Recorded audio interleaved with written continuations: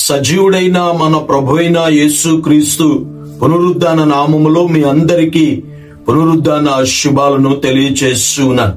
ఈ ఉదయకాల ధ్యానాంశము కొరకే దేవుని వాక్యాన్ని చదువుకుందాం. పరిశుద్ధ గ్రంథములో నుండి యోహాను సువార్త 14వ అధ్యాయము 30వ వచనాన్ని చదువుదాం. ఇకను మీతో విస్తరించి మాట్లాడను, ఈ లోకాధికారి వచ్చుచున్నాడు, నాతో వానికి సంబంధమేమీ లేదు.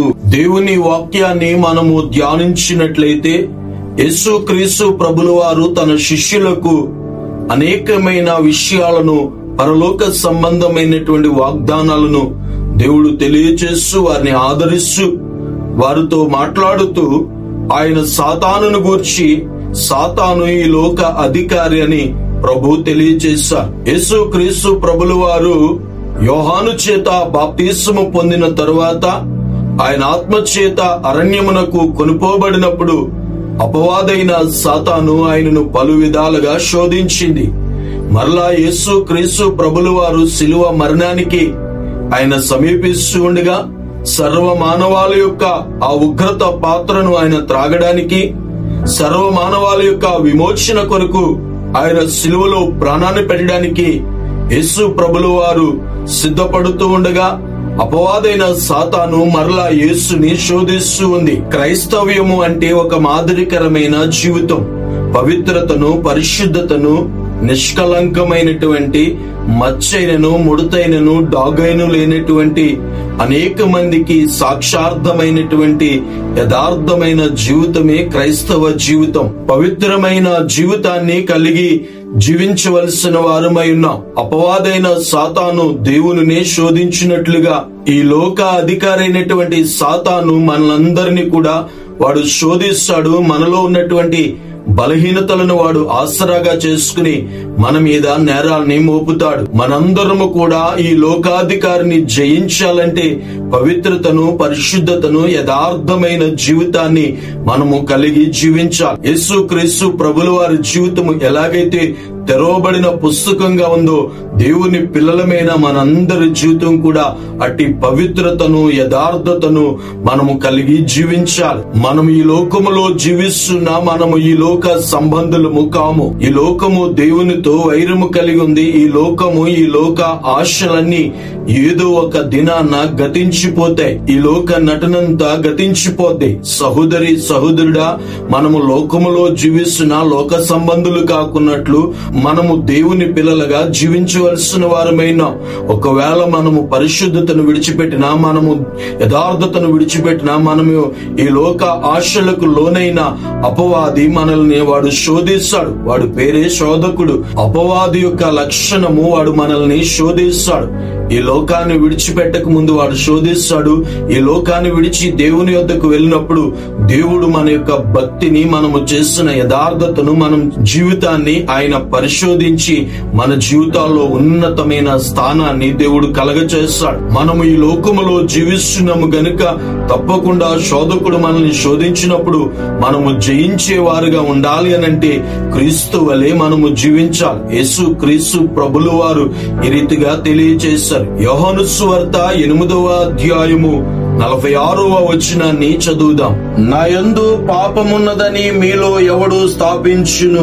నాలో పాపముందని ఎవడు స్థాపింపగలడని దేవుడు శాస్త్రులను, పరిసయ్యులను, సద్దుకాయులను ప్రశ్నించినప్పుడు వారు యేసునకు సమాధానం చెప్పలేకపోయారు. ఎందుకు అనంటే మన ప్రభువు పరిశుద్ధుడు. ఆయన జన్మలో గాని, ఆయన జీవించిన విధానములో కాని, ఆయన మరణములో కాని, ఆయన పునరుద్ధానంలో గాని ఎక్కడ మనము చూసినా ఆయనలో ఏ యొక్క అపవిత్రత గాని, ఏ యొక్క పాపము గాని ఆయనలో లేదు. ఆయన పరిశుద్ధుడిగా జీవించాడు. యేసు మనందరికీ మాదిరికరంగా ఉన్నాడు.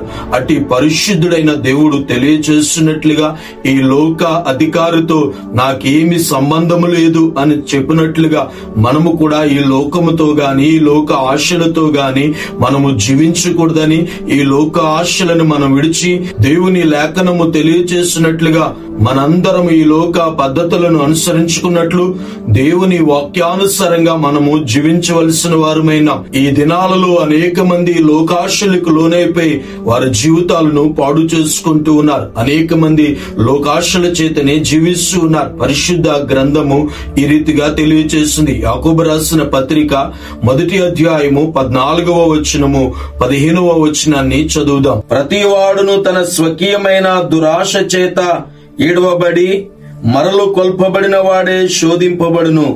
దురాశ గర్భము ధరించి పాపమును కనగా పాపము పరిపక్వమై మరణమును కనును. ఈ దినాలలో అనేక మంది లోకాశల చేత దురాశ చేత తమ జీవితాల్ని పాడు చేసుకున్నారు. దురాశ గర్భము ధరించగా అది పాపాన్ని కన్నదని, పాపం వలన వచ్చు జీతము మరణమని దేవుడు తెలియజేస్తున్నాడు. సహోదరి సహోదరుడా, మరి మనం ఈ లోకంలో జీవిస్తున్నా మనం ఈ లోక సంబంధులము కాదని, మనము దేవుని సంబంధులమని, దేవుని యందు మనము పవిత్రతను కలిగి జీవించవలసిన వారమైనాం. దేవుని యొక్క వాక్యం ఈ రీతిగా తెలియజేస్తుంది. పేతురు రాసిన మొదటి పత్రిక 2వ అధ్యాయము 20వ వచనాన్ని చదువుదాం. వారు ప్రభువును రక్షకుడునైన యేసుక్రీస్తు విషయమైన అనుభవ జ్ఞానము చేత ఈ లోక మాలిన్యములను తప్పించుకున్న తరువాత మరలా వాటిలో చిక్కబడి వాటి చేత జయింపబడిన ఎడల వారి కడవరి స్థితి మొదటి స్థితి కంటే మరి చెడ్డదగును. మనము దేవుని సంబంధులమని ఎరిగి ఈ లోక మాలిన్యమును అంటించుకొనకుండా మనము పవిత్రతను కలిగి జీవించాలి. ఈ దినాన ఎవరైతే లోకాశలను జయించి, లోక నటనను జయించి, లోక మాలిన్యమును అంటించుకొనకుండా జీవిస్తారో వారు మాత్రమే దేవుని సంబంధులు. రేపు ఆయన 2వ రాకడలో తన పిల్లల కొరకే రాబోతూ ఉన్నారు. ఎవరైతే ఏ లోక ఆశలను జయించి పవిత్రతను పరిశుద్ధతను కలిగి దేవుని సంబంధులుగా యథార్థమైన జీవితాలు కలిగి జీవిస్తారో వారినే దేవుడు రక్షించటానికి, తనతో తీసుకువెళ్ళడానికి ప్రభు రాబోతూ ఉన్నాడు. ఒకవేళ ఈ ఉదయకాలము మనం ఇంకా లోక సంబంధులుగానే, అపవాది సంబంధులుగానే జీవిస్తూ ఉంటే, ఈ దినమే మనము సిలువ యొద్దకు రాగలిగితే, సిలువ యందు నమ్మిక ఉంచగలిగితే, యేసు రక్తము మనలో ఉన్న ప్రతి ఒక్క పాప మాలిన్యము నుండి మనల్ని కడిగి పవిత్రపరిచి మనల్ని తన ఎదుట నిర్దోషులుగాను నిష్కలంకులుగాను నిలవబెట్టగలిగిన శక్తి కలిగిన దేవుడు. ఇంకా లోక సంబంధులుగానే మీరు జీవిస్తూ ఉంటే ఇప్పుడే లోకాన్ని విడిచి, పాపాన్ని విడిచి దేవుని యొద్దకు రండి. దేవుని యందు విశ్వాసం ఉంచండి. దైవ పిల్లలుగా జీవిందాము. అలాంటి ఉన్నతమైన కృప దేవుడు మనకి దయచేయునుగాక. ఆమేన్. ప్రార్థన చేసుకుందాం. ప్రార్థనలో ఏకీభవిందాం.